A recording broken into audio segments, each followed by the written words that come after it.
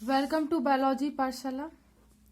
आज की पाठशाला में बात करेंगे मेजर इन्वायरमेंटल पोल्यूटेंट्स की और इसको समझने का प्रयास करेंगे। लेकिन पाठशाला को स्टार्ट करने से पहले हम बच्चों को मोटिवेशन मैसेज देते हैं। मेरा मानना है कि लाइफ में मोटिवेशन मैसेज एक रेमेडी की तरीके काम करता है।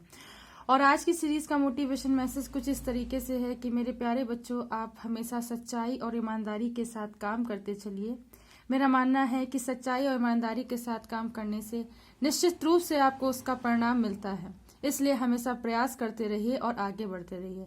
अगर आज की पाठशाला की टॉपिक की बात करें तो आज की पाठशाला का टॉपिक है that is a major environmental pollution, और हमें इनके बारे में पढ़ना है कि कौन कौन से पोल्यूटेंट्स होते हैं मेजर में। अब जैसे कि देखिए, इसको वायु, जल एवं स्थल को प्रदूषित करने वाले मेजर पोल्यूटेंट्स या मुख्य प्रदूषक निम्नलिखित होते हैं। अब ये कौन कौन से होते हैं? सबसे पहले क्या आएगा? पार्टिकुलेट मैटर और ए डिपोजिटेड मैटर, यानी कि कणिकामय पदार्थ। अब ये क्या होते हैं? जैसे कि धूल हो गया, ठीक है, डस्ट हो गया, धुआं या स्मोक हो गया, ठीक, काली कज्जल सूट हो गया, या ग्रिट आदि के जो टुकड़े होते हैं वो क्या होते हैं? बेसिकली ये सारे जो मैटर होते हैं ये किसी ना किसी तरीके से वायु, जल, इन सबको पोल्यूशन को कॉज करते हैं और ये मेजर टाइप ऑफ पॉल्यूटेंट्स में आते हैं। अगर हम गैसों की बात करें तो बच्चों, जैसे नाइट्रोजन के ऑक्साइड, ठीक, नाइट्रोजन के ऑक्साइड के जितने भी डेरिवेटिव हैं डेट इज NOx, है ना। सल्फर के ऑक्साइड SO2 या उसके भी डेरिवेटिव XOX हो गया, ठीक, कार्बन मोनोऑक्साइड और halogen, chlorine, bromine, iodine, hydrogen sulphide और H2S गैस। ये सारी गैसें क्या करती हैं? किसी न किसी तरीके से एनवायरमेंटल पोल्यूशन को फैला रही है और ये डिफरेंट टाइप के मेजर क्या होते हैं? पॉल्यूटेंट्स होते हैं।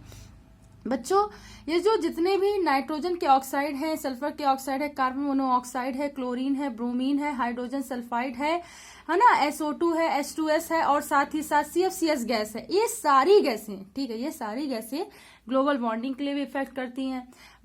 एनवायरमेंटल पोल्यूशन में जैसे कि एयर पोल्यूशन के लिए भी बहुत ज्यादा प्रभावित करती हैं। अगर हम आगे की बात करें जैसे ऑर्गेनिक सब्सटेंसेस जैसे बेंजीन, ईथर, एसिटिक अम्ल, है ना, और बेंजापायरिन, एल्किन, बेंजिल सल्फोनेट, ये सारे जो होते हैं ऑर्गेनिक सब्सटेंस, ये विभिन्न प्रकार के, ठीक है, जल प्रदूषण हो गया, ठीक है, एयर पोल्यूशन हो गया, इन सारे पोल्यूशन, और एज वेल एज मैं आपको बता दूं, जो सॉइल पोल्यूशन है उसमें भी ये क्या करते हैं?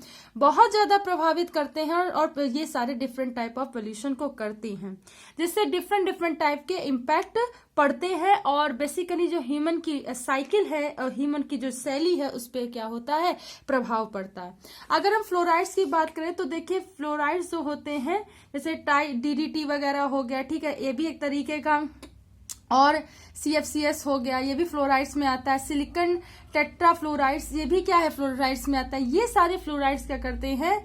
जैसे ओजोन डिप्लेशन जो हो रहा है वो भी उसका कारण है, ठीक है, बेसिकली जो एयर पोल्यूशन हो रहा है वो भी उसका कारण है, ठीक। और डिफरेंट टाइप ऑफ जैसे कि फ्लोराइड के इंसेक्टिसाइड हो गए, पेस्टिसाइड हो गए, वो क्या कर रहे हैं? जो सॉइल की फर्टिलिटी है उसको क्या कर रहे हैं? बेसिकली कम कर रहे हैं, उसको बच्चों क्या कर रहे हैं? कम कर रहे हैं। तो ये बात आपको याद रखनी। देखिए, मेटल्स में क्या क्या, जैसे कि लेड हो गया, सीसा हो गया, पारा हो गया, लौ हो गया, कैडमियम हो गया, आर्सेनिक हो गया, क्रोमियम हो गया, निकेल हो गया, ये सब जितने भी होते हैं मेटल्स होते हैं, ये क्या कर रहे हैं? अगर ये मेटल्स की एनवायरमेंट में मात्रा ज्यादा हो गई हो किसी भी तरीके से, या डेली यूजेस में हम कोई चीज ऐसी यूज करें जिनसे ये सारे जो मेटल्स हैं ये क्या हो रहे हैं? वायुमंडल में जा रहे हैं, तो ये हमारे लिए हार्मफुल होते हैं। अगर एसिड ड्रॉपलेट्स की बात करें तो नाइट्रिक अम्ल हो गए, सल्फ्यूरिक अम्ल हो गए। अभी जो एसिड ड्रॉपलेट्स का सबसे बड़ा एग्जाम्पल होता है एसिड रेन, याद होगा सभी को। एसिड रेन यानी कि जितनी विभिन्न प्रकार की, ना कि सिर्फ ताजमहल थी, ताजमहल तो एक बहुत बड़ा ही इम्पैक्ट है, बहुत सारी इमारतों पे NO2 और सल्फ्यूरिक एसिड के क्या हो रहे हैं? मतलब बहुत सारी जो रिफाइनरीज हैं, टेनरीज हैं, है ना, फैक्ट्रीज हैं, उनसे निकलने वाले धुएं में जो नाइट्रिक अम्ल होता है, सल्फ्यूरिक अम्ल होता है, उससे क्या हो रहा है? वो जैसे संघनित होता है, संघनित होने के बाद वाष्प के रूप में, वर्षा की बूंद के कणों के रूप में क्या करता है?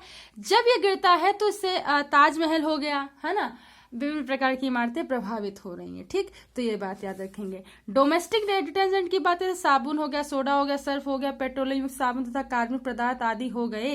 ये क्या करते हैं, विभिन्न प्रकार के मतलब जो आपके वाटर पोल्यूशन नहीं होते हैं उनको प्रभावित करते हैं। ठीक है, और इससे बहुत मेजर मतलब उसमें क्या होता है, वाटर पोल्यूशन होता है। आगे देखिए, फोटोकेमिकल ऑक्सीडेंट क्या होते हैं, जैसे कि ओजोन हो गया, एल्किलाइड्स हो गया, परऑक्सी एसिटिल हो गया, है ना, नाइट्रेट हो गया, एथिलीन हो गया, ये सब क्या करते हैं, प्रकाश रासायनिक ऑक्सीकारक होते हैं जो डिफरेंट टाइप के पोल्यूशन को कॉज करते हैं। एग्रोकेमिस्ट्री में देखिए क्या आ गए, अब इसमें क्या, हर्बिसाइड, इंसेक्टिसाइड, वेबडिसाइड्स, ये सारे क्या होंगे, बेसिकली ये एग्रीकल्चर को प्रभावित करने वाले होते हैं।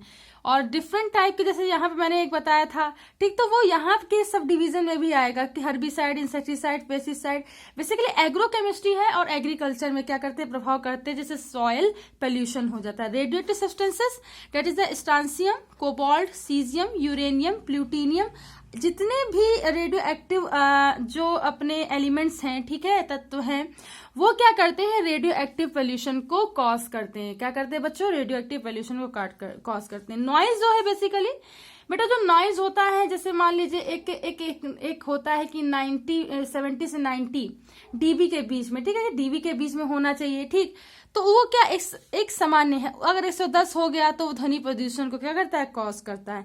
तो नॉइज भी एक ध्वनि का एक ऑप्टिमाइज एरिया है, एक मान है, और उससे अगर हाइपर एक्टिविटी हो जाती है तो वो क्या करेगी, कॉज करेगी ध्वनि, यानी कि ध्वनि प्रदूषण होगा। आगे देखिए, बायोपोल्यूटेंट्स की बात करें तो बायोपोल्यूटेंट्स पौधों के कुछ परागकण, ठीक, पॉलन ग्रेन्स हो गए, कवकों के जीवाणु और बीजाणु, ये सब क्या करते हैं, अगर ये मतलब एनवायरनमेंट में फैले तो इससे वायु प्रदूषण भी होता है। तो इस तरीके से आज की पाठशाला का ओवरव्यू है। मेरे प्यारे बच्चों, अगर आज की पाठशाला समझ में आई हो, अगर आज की पाठशाला आपको लगा हो कि ये आपको कुछ समझा रही है, तो इसे ज्यादा से ज्यादा लोगों तक शेयर कीजिए, सब्सक्राइब कीजिए, give a more affection for biology पाठशाला, और इसे ज्यादा से ज्यादा बच्चों तक शेयर कीजिए। ठीक है, अन्य और बच्चों तक पहुंचाइए ताकि इसे ज्यादा से ज्यादा बच्चे इसका लाभ उठा सके। Thanks to all student to watch my Pathshala. Thank you.